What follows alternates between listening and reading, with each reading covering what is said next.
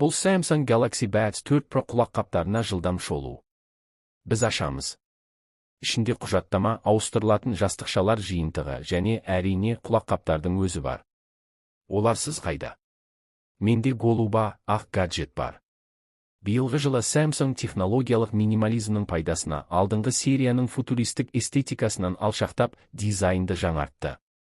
Істің мөлдір қақпағы сақталғаны ұнайды және бұл ішіндегі құлаққаптардың болуын көзбен бақылауға мүмкіндік береді. Істің өзі өте жинақы болып шықты. Кіріктірілген магниттер құлаққапты мықтап ұстайды. Басқару жүйесі аяқтардағы сенсорлық бет арқылы жүзеге асырылады. Мұнда қысу және сырғыту әдісі қолданылады. Барлық қимылдарды өзіңіз үшін қайта реттеуге болады.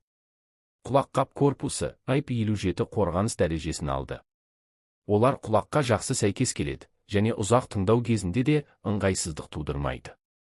Buds 4 Pro Galaxy жасанды интеллект мүмкіндігіне қолдау алды. Мысалы, оларды Gemini мен SpearPlexitпен, сондай-ақ нақты уақыт режимінде аудармашымен дауыстық байланысты белсендіру үшін пайдалануға болады. Алдыңғы модельдегідей, құлаққаптардың дыбысы Samsung флагмандықтармен жұптастырылған. Алайда Buds Pro мен салыстырғанда белсенді шуды азайту жүйесінің дыбысымен жұмысындағы айтарлықтай өзгерістер. Мен байқамадым. Сондықтан өтудің мағынасы жоқ. Өзгерістердің жоқтығына қарамастан 4-ші бам керемет естіледі. Шумада барлық сценарийлерде тиімді жұмыс істейді.